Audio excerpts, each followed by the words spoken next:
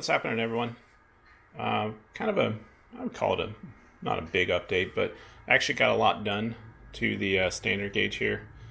As you can see, there's actually scenery here now. And I've been doing this probably for the last week or so, and it's actually coming out really good. I'm really been pleased with how this has all been coming about. As you can see, it goes all the way down. And then I got my bridge scene here. And this isn't completely finalized. I'm still adding small stuff here and there, but I really like the way this is coming out.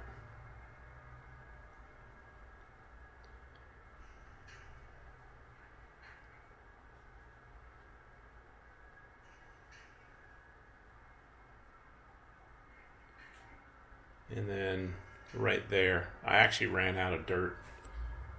I've been using, it is Arizona Rock and Mineral, and it is their Desert Low. But those are the colors that I've been using with a mixture of other colors. Like this is a completely different color. This was actually dirt mixed from a friend that gave me stuff. So I just kind of been experimenting with changing different colors and so on. All the pine trees here were actually given to me. They need a little rehab, but they were on another guy's layout, and I reflocked almost all of them just using the spray adhesive and then a dark flock, and they've come out pretty good. I even did some with the static grass there to make them look like pine needles. But I had a homemade static grass before, and I actually went out and bought the Woodland Scenics one. At first, I really kind of didn't like this. It didn't seem like it was working well, but that was more of just the grass that I was having issues with. And then I found if you use a wire to touch it to wherever you're dealing with, it works pretty good. But I was having problems with the Woodland Scenics grass because they're 12 millimeter stuff, which is this light tan stuff. It does not want to stand up. But what I found is if you layer the grass, so if you start off with a smaller grass and then just kind of keep layering and layering, then the 12 millimeter works out pretty good. So that's a whole different blend. I mean, they're dark and light, blends in there. The other thing I went down a rabbit's hole with this. This locomotive, it started off as a lifelike SD9. I made it into a SD9-3. Just completely gutted everything. The original drive died on it about 3 years ago, the motor. And the lifelike stuff is basically Athearn knockoffs. So I'd put a Mishima motor in there with a flywheel, and it just didn't run right. Never really happy with it. And then I was having issues with one of the drive shafts was coming apart, and so I'd made my own, the Northwest Shortline drive shafts. So I ended up just getting rid of that. I pulled it all out. I actually had a Kato GP35 that I haven't been using for a long time. I ended up pulling the motor out of that, and those are pretty much a direct fit to most Athearn motors. They use the same style motor cradle, everything, so it just screwed right in. It uses the hex drive lines, which Athearn does now. So I've fitted those.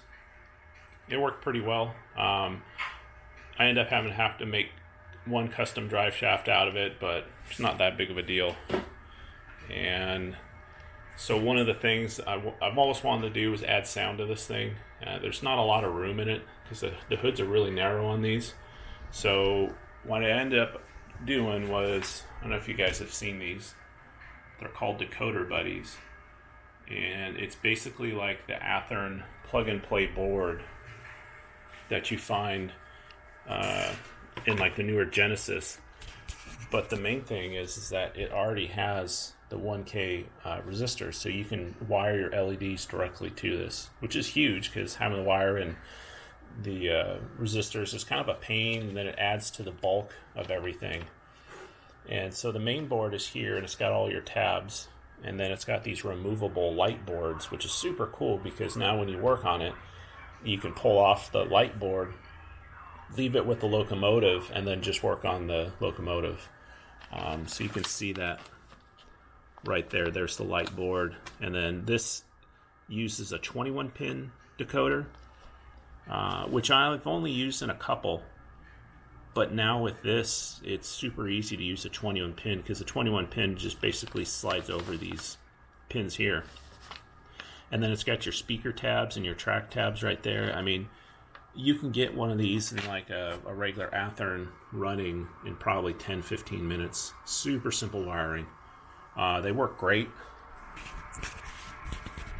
This, like I said, is kind of a Frankenstein, so it took a little bit longer.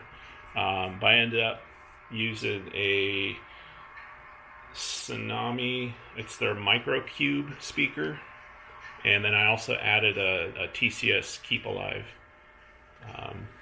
just because I started using the Keep Alives and the K27s, and from now on, everything I do, I'm going to try and put a Keep Alive in there. So I have it set as a EMD 645, which I think is what these things had in them. But I need to research that. But it's this one you can change from like 10 different EMD motors, so it's not a big deal.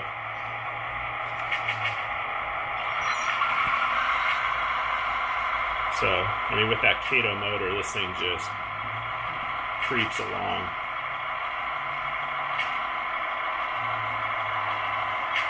And then I love with this is a Tsunami 2 is you can manually notch it, which is huge with these because you always hear them when they're running. They're being notched up before they move. And on the Tsunami 2s, it's 5 and 6 for the notching. And then you can notch it back down.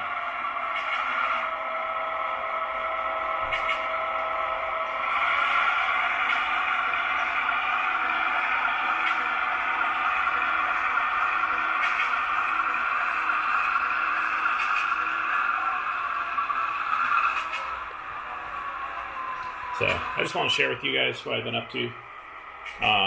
If you guys are looking to do installs and kind of a little hesitant, these decoder buddies are the way to go.